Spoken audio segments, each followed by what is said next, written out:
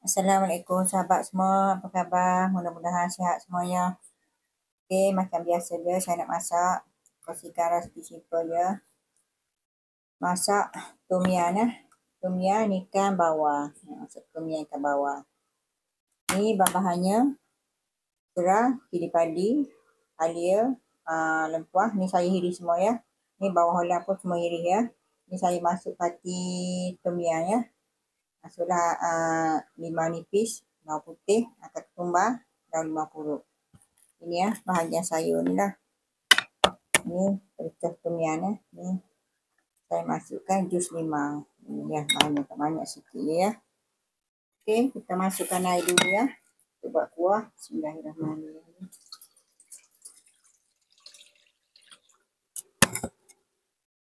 Masuklah ni pericah dia ya.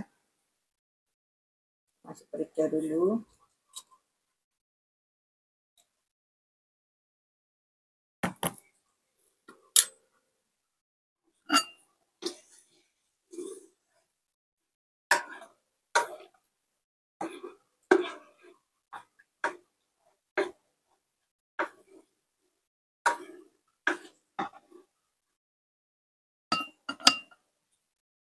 Okey, kuah dah bergelap ya. Kita masukkan ni pati tom yam. Ni boleh masuklah ni serai. Kuah iris je ya. Iris kasar je. Ni halia. Ketumbar. Masuk dia ni. Bawang iris masuklah semua sekali ya.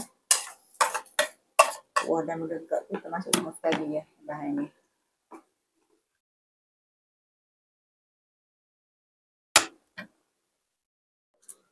Okey, kita masuk rasa garam ya. Ni pedak rasa ya.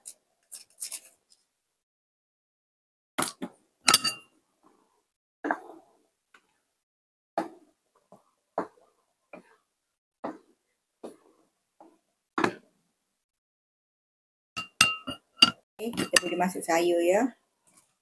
Bantu dengan bunga kobis ya, bunga kobis putih. Ada cendawan, boleh masuk cendawan ya.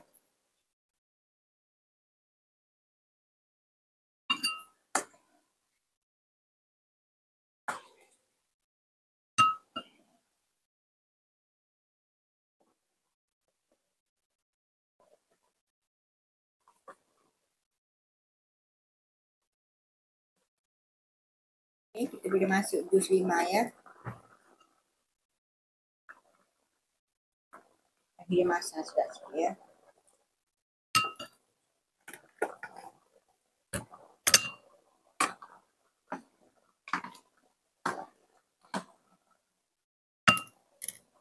Ni kita boleh masuk ikan.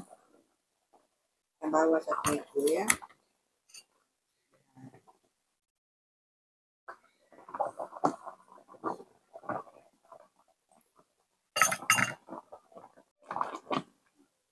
Bawang.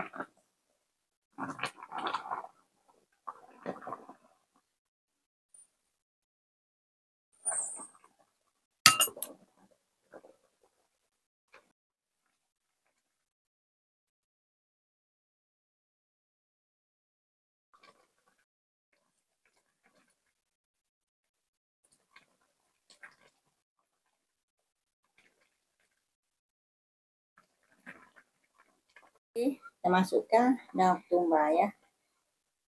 Daun ketumbar sikit bagi dia ada bau sedap ya.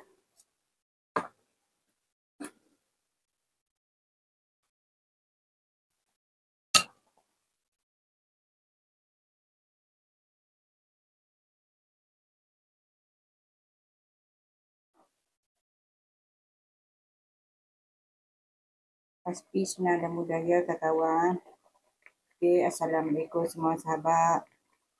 Jangan lupa subscribe, like, share, komen di channel Masakan Riana.